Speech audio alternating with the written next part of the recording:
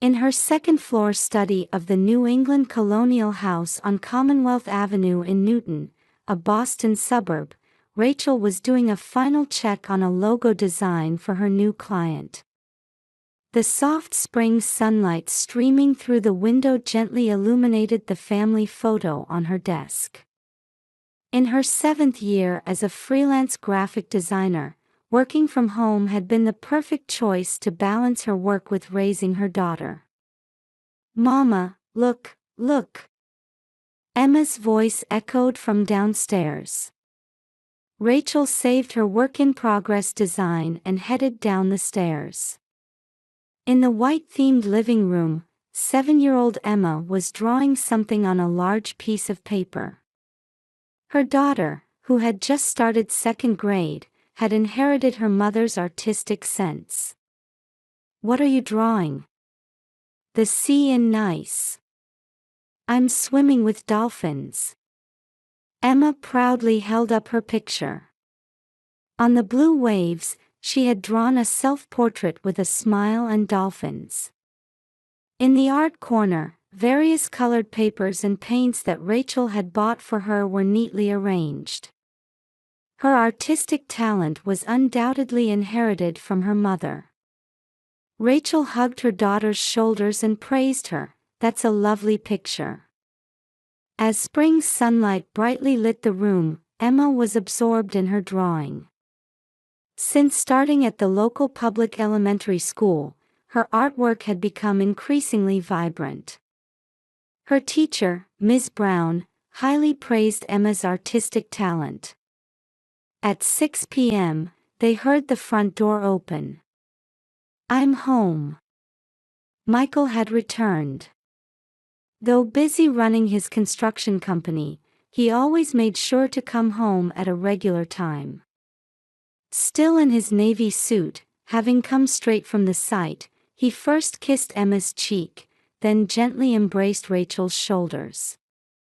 "Welcome home." "Daddy, welcome back. I drew a new picture." The family of 3 gathered around the dinner table. Tonight's dinner was macaroni and cheese, made by Rachel at Emma's request. As the warm aroma of food filled the room, Emma happily talked about her day at school. This happy dining scene had remained unchanged since Rachel met Michael 5 years ago. After dinner, Michael helped Emma with her homework. While father and daughter worked on math problems, Rachel cleaned up the dishes, reflecting on their journey. She thought about her struggles as a single mother, meeting Michael at a friend's wedding, and growing closer through their shared hobby of photography. Most importantly, how Michael had loved Emma as his own daughter. After their marriage 3 years ago, they had built an ideal family life. On weekends, they would go on picnics to nearby Boston Common or enjoy baseball games at Fenway Park. Michael was an avid Red Sox fan and deepened his parent-child bond through sports, teaching Emma the rules of baseball. Once a month, it had become customary for the whole family to gather at Michael's parents' home for dinner. On those days, Emma would wear a special outfit, eagerly anticipating seeing her grandparents. Though Rachel had initially felt nervous about these traditional family gatherings, they had now become precious moments of memories. Her sister-in-law, Beth Turner, was a successful career woman working as an investment advisor, and always treated Emma kindly. She would take her shopping at the Prudential Center or treat her to dinner at Legal Seafoods, being the ideal aunt. Single Beth cherished the time she spent with Emma between her work commitments. Dorothy, Michael's mother and a former high school teacher, had a strict personality and strong views on education, but she rejoiced in Emma's growth more than anyone. During holidays, she would cook together with Emma or show her old photo albums, treasuring time with her granddaughter. Having lost her husband early, she valued family bonds above all else. That night, after putting Emma to bed, Rachel and Michael relaxed in the living room. Sitting on the sofa by the fireplace, sipping wine and sharing the day's events, this was their precious ritual. Beth called. She said the photos from Mom and Dad's anniversary party turned out really well. Last weekend, the Turner family had celebrated their parents' 40th wedding anniversary. The family photos Rachel had taken were to be displayed on the living room wall. She had paid attention to every detail, from composition to lighting. Yes, everyone had such lovely smiles. Indeed, the family in the photos looked happy. Beth smiled elegantly next to Dorothy, and Emma showed an innocent smile while staying close to her grandmother. However, somewhere in Rachel's heart, a slight sense of unease was growing. She couldn't yet identify what it was. It felt like a hesitation about this too-perfect family scene. Michael wrapped his arm around her shoulders, and Rachel leaned into his warmth. Tomorrow would surely bring another peaceful day. Emma, we're going to take your passport photo. Saturday morning, Rachel took her daughter to CVS Pharmacy. The spring Boston streetscape still had a chilly breeze, but the sunlight was definitely getting warmer. The Turner family vacation plan was suddenly announced 2 months ago at the Christmas dinner table. Dorothy declared she would cover everyone's travel expenses and proposed a week's stay in Nice, France. "Let's create the best memories together as a family," she had said, moving everyone. While taking the passport photo, Emma excitedly continued with her questions. "Mama, how blue is the sea in Nice? Can we really see dolphins up close? You promised to buy me a new swimsuit, remember?" Rachel carefully answered each of her daughter's questions while remembering her own excitement when she first flew on an airplane. That afternoon, they filled out passport application forms with Michael. Government procedures required careful attention. Emma's documents, in particular, needed both parents' signatures and more thorough verification. "I think the process will go smoothly," Michael said while reviewing the documents. "Beth introduced us to someone she knows in the office." Indeed, Beth had been the most actively helpful with travel preparations. From booking the luxury resort hotel to arranging local activities, she was managing everything. "It's the finest hotel," Beth had enthusiastically explained at the recent family meeting.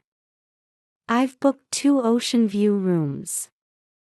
There's a private beach, top-class spa, and I've even reserved a whale-watching tour." Dorothy nodded with satisfaction at her daughter's efficiency. "Beth is so reliable.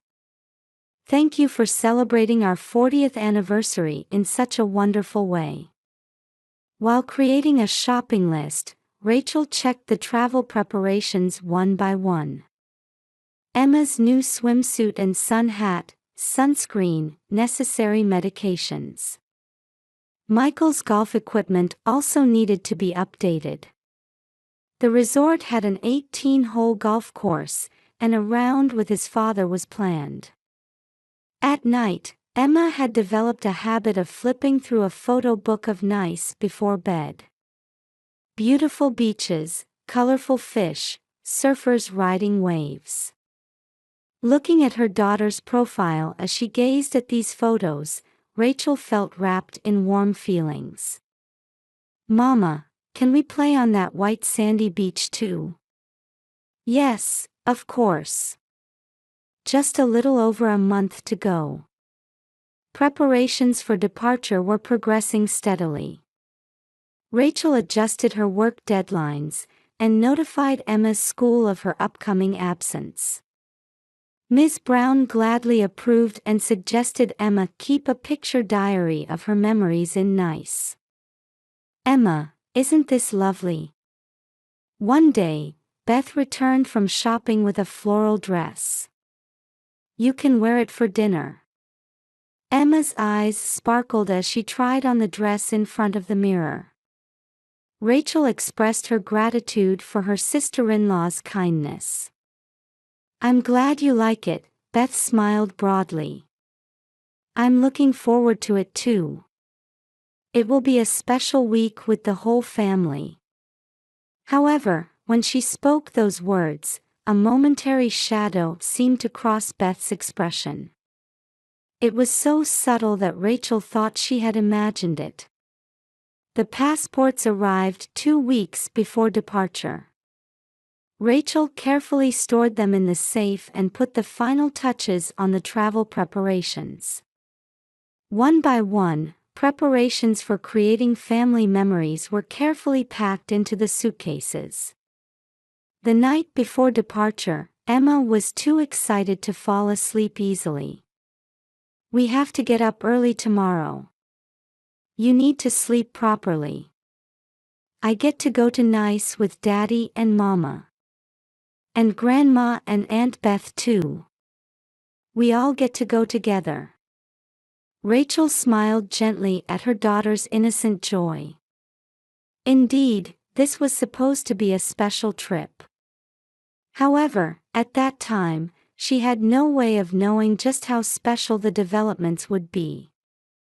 The next morning at 4 a.m., Rachel's phone alarm rang. Outside the window, it was still dark, and the streets of Newton were wrapped in silence.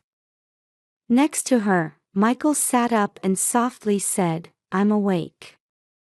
They headed to the dimly lit living room to do a final check of their luggage for the next few days. We need to wake Emma. I'll go. Rachel headed to her daughter's room on the second floor. Emma was still sound asleep, hugging her stuffed animal. She must have had trouble falling asleep last night due to excitement. Next to her bed was the new backpack she had chosen herself. Emma, time to wake up. Is it morning? Yes. Today we start our nice trip, remember? At those words, Emma's eyes suddenly opened wide. Nice, she shouted as she jumped up. Her travel clothes had already been laid out the day before. Rachel gently brushed her sleepy daughter's hair while helping her get ready. At 5 a.m., the family of 3 got into their SUV. Michael took the driver's seat, and Rachel watched from the passenger seat as Emma started dozing off again in the back seat. The spring dawn was still chilly. Boston's street lights dotted the quiet darkness with points of light. They arrived at Logan International Airport just before 6 a.m. After parking the car and unloading their luggage, Emma rubbed her sleepy eyes but lit up at the sight of the enormous airport building. Daddy, is that an airplane? Yes, we'll be riding in one of those soon. When they entered the terminal, Dorothy and Beth were already waiting. They stood with their luxury brand suitcases, coffee in hand. Good morning, everyone. Good morning, Dorothy. Beth. Beth approached with graceful movements and patted Emma's head. Today we're off to Nice. Are you excited? Emma nodded energetically. Yes. I'm so excited to swim with dolphins.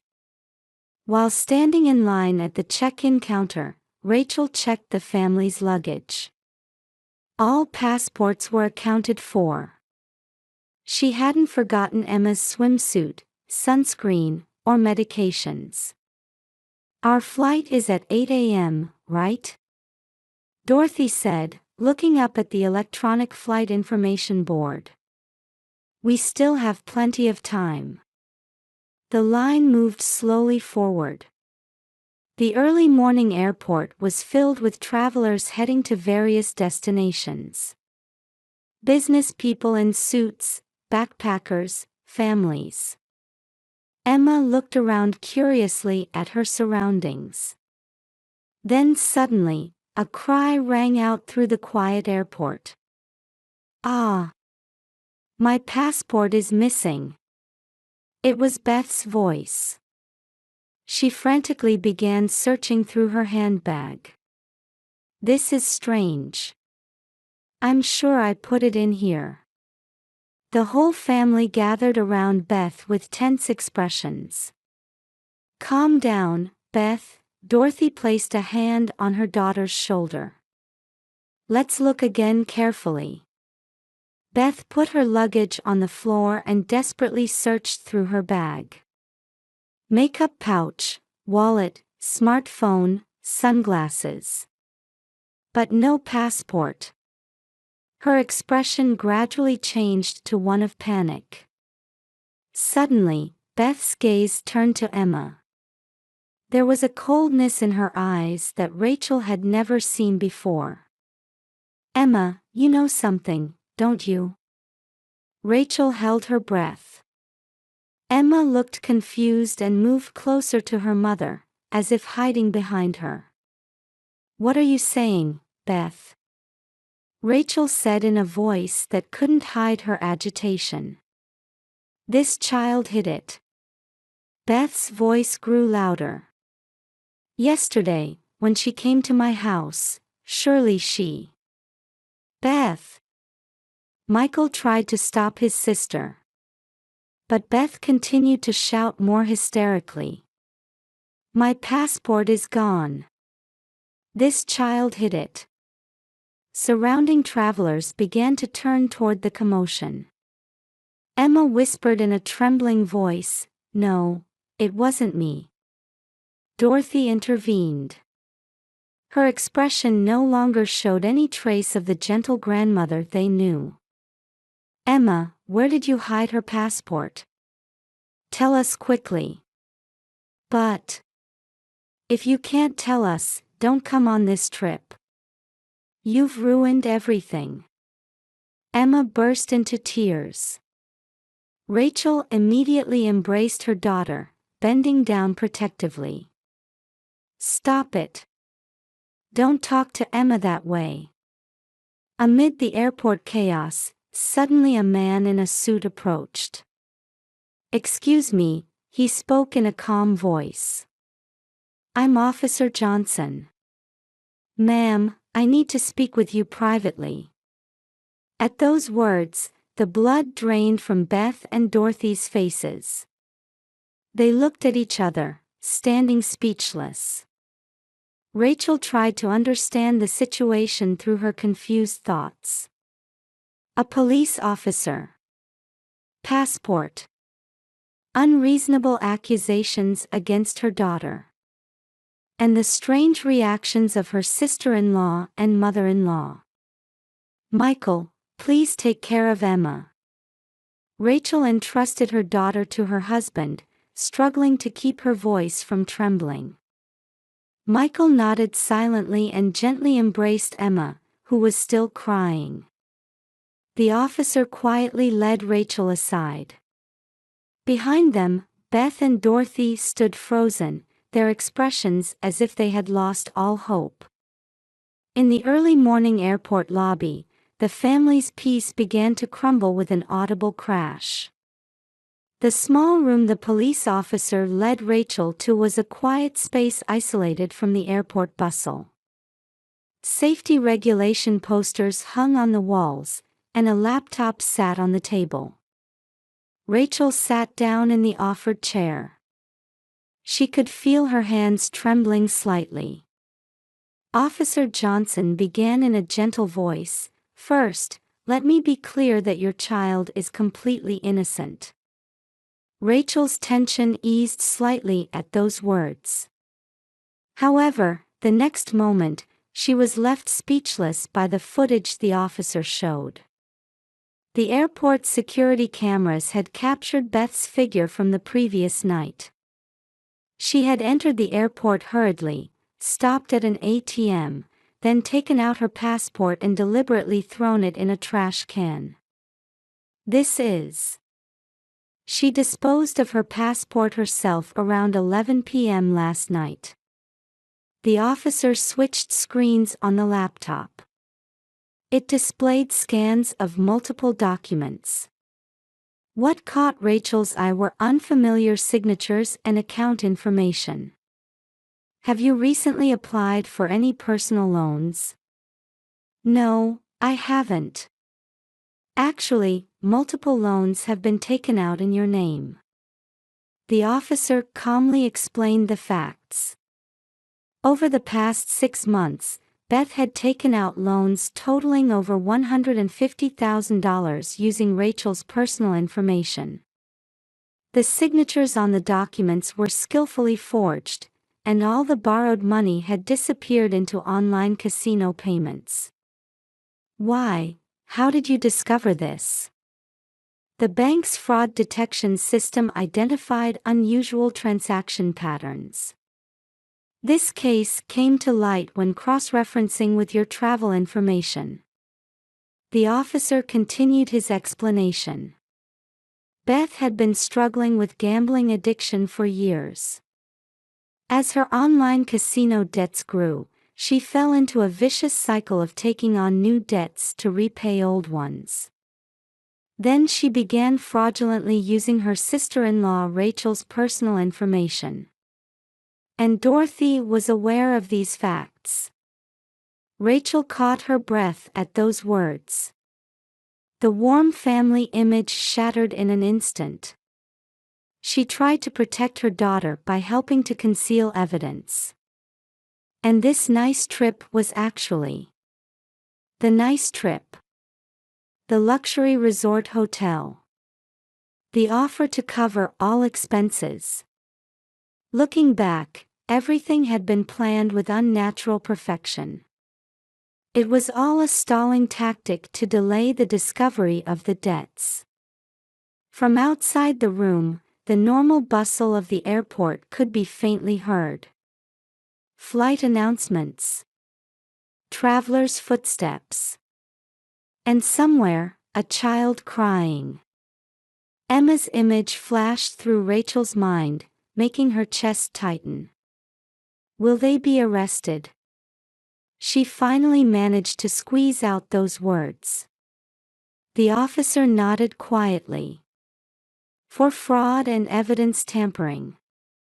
We're also investigating the possibility of other victims in Beth Turner's case. Just then, there was a knock, and Michael entered the room. His face was pale, with anger and sadness mixed in his eyes. After the officer explained the situation, he remained silent for a long time. How's Emma? Rachel asked worriedly. The childcare facility staff is looking after her. Michael's voice was tired. They decided not to take that day's flight so they could make formal statements to the police. Beth and Dorothy were taken into police custody, and the planned family vacation came to an end in an unimaginable way. On the drive home, the car was filled with heavy silence. In the back seat, Emma had fallen asleep from exhaustion. When they stopped at a red light, Michael quietly said, "Why didn't Mom tell me anything?" Rachel looked at her husband's profile. His mother, strict but full of love. His successful career woman sister. For Michael, that pride must have been absolute. Who could have known that trust would crumble so easily? We have our own family, Rachel said quietly. That night, Emma wished to sleep with her parents. Too young to know the truth, the parents could only explain to their daughter that, "We won't be able to see Grandma and Aunt Beth for a while." Did Daddy and Mama believe in me? Emma asked in a small voice in the darkness. Of course, Rachel answered firmly. You did nothing wrong. We're always on your side. A week later, Rachel created new credit cards and bank accounts. Michael contacted his mother's lawyer to discuss how to proceed. Then, during the last weekend of spring break, the three of them took a small trip to Cape Cod without telling anyone. On the breakwater, Emma watched the sunset with her parents. The sea breeze pleasantly caressed their cheeks. Hey, can we go to Nice again? Emma suddenly asked. Yes, of course, Rachel answered. But next time, let's make it just the three of us. Michael embraced them both. In his arms, Rachel was thinking. There's no such thing as a perfect family. What's important is the bond that allows you to trust each other again, even after being hurt or betrayed. The sound of waves gently lapping could be heard. In the sky, the first stars had begun to twinkle. Tomorrow would bring another new day. And they would move forward, in their own way.